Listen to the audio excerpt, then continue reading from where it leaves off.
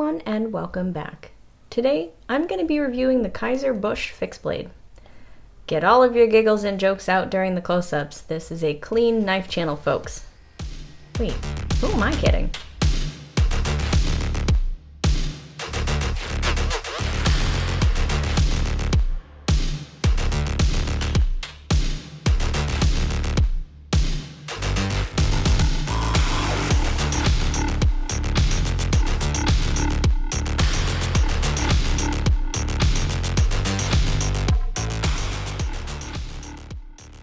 This is the Kizer fixed blade knife, which was a gift from my boyfriend for my bugout bag. You know, in case of zombies. Because that means I would never have to go again to work. Huzzah! The designer of this knife is Justin Gingrich, and the knife is manufactured by Kizer, as I mentioned. Kizer is a popular knife company that is based in Guangzhou, China. This is a fixed blade knife with a full tang. So the full tang means that the steel of the blade extends into the handle. This is a solid piece of steel, which means it's going to be stronger and easier to maintain than a folding knife. The blade shape is considered a straight back, meaning the spine is completely straight. Duh. Straight back knives are great for piercing, skinning, and other bushcrafting activities. While it is not something I do super often, I do think that it's very important to learn some basic bushcrafting and survival skills, just in case your plane crashes into the Canadian wilderness or something. The most common straight back knife is the Swedish Mora. Quick fun fact, the Scandinavian puukko knife is considered the origin of the straight back knife blades that we know today. The puukko knife dates back to about 1,000 years, and they used to be designed specifically to fit the hand of the person who would be using it. While I was testing this knife on a tree branch that fell in a recent storm, I was impressed at not only its chopping abilities, but also its ability to make really nice feather sticks. It is also good for batoning wood as well, thanks to its nice thick blade stock. Feather sticking is good for creating small shavings of wood that you can use to build a fire, and it's also fun. I also want to mention that as I was using this, I didn't notice any hot spots. I could get a nice grip on the handle, and it was comfortable enough for me. Since the Kizer is a fixed blade meant for, you guessed it, bushcraft, it's going to be a longer knife. The blade length is 4.76 inches with an overall length of 8.5 inches. The blade features a full flat grind, which also aids to the features that I previously mentioned for piercing, slicing, and other bushcraft tasks. The blade steel is 1095 carbon steel, which has a high carbon content. It is durable, easy to sharpen, and is very tough steel. It doesn't have good edge retention as newer, more expensive steels, but sharpening it is easy even for blades like this one that are coated. The coating does help reduce corrosion on the parts that it does cover. However, this steel is not very corrosion resistant, and the sharpened edge can rust if it's not taken care of, which I found out the hard way.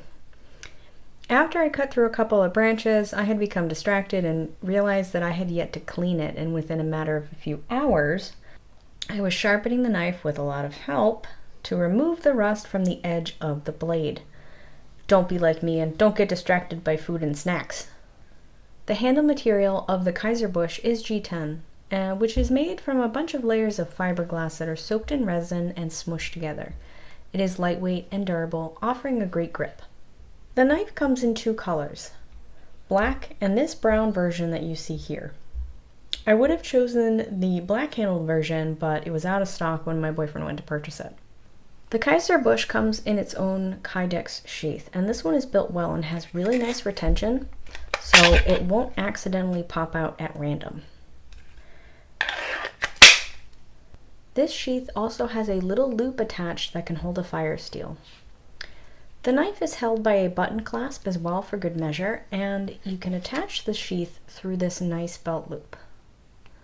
The loop feels like seatbelt material, which is nice and strong. There is also a lanyard hole on the back of the handle as well, and it would allow you to attach a lanyard that you can loop to your hand to get a better grip on the knife while chopping. The price for the Kizer is around $85 retail on Kizer's website, but it was on sale for around $40 when my boyfriend bought it for me. Since $10.95 is a common steel, I'm not sure if this price is really that reasonable, but you let me know in the comments what you think. First, let me get to the reasons why I like the knife and the features that I would make modifications to. First, I like the size. For someone small like me, it's not comically huge in my small hands, but it's large enough to get the job done. That said, my boyfriend found the handle to be a bit small for his hands, so this is probably best suited for those with average or smaller than average size hands. I also like that the 1095 was easy enough for me to sharpen, even though I'm a novice when it comes to sharpening. That said, this knife is quite thick behind the edge, and it appears to have been sharpened to around 30 degrees per side from the factory. One of the things I would like to see for this is possibly offering different versions with micarta, mostly because the G10 handles are pretty smooth, so they can be a bit slick when wet.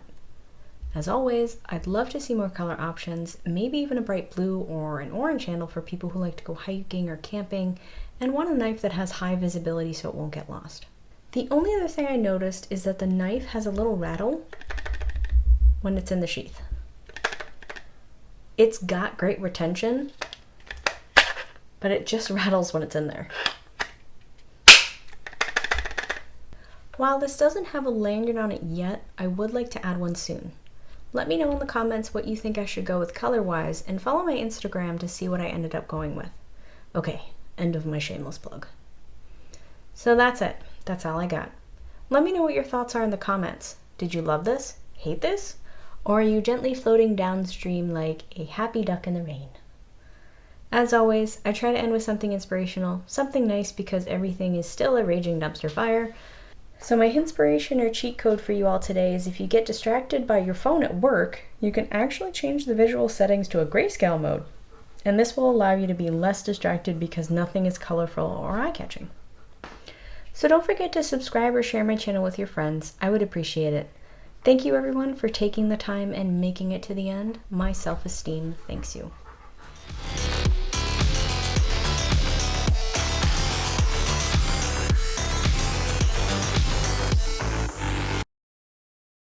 Well, I was testing this knife on a tree branch that... I can't speak today. Can also be used to stake vampires.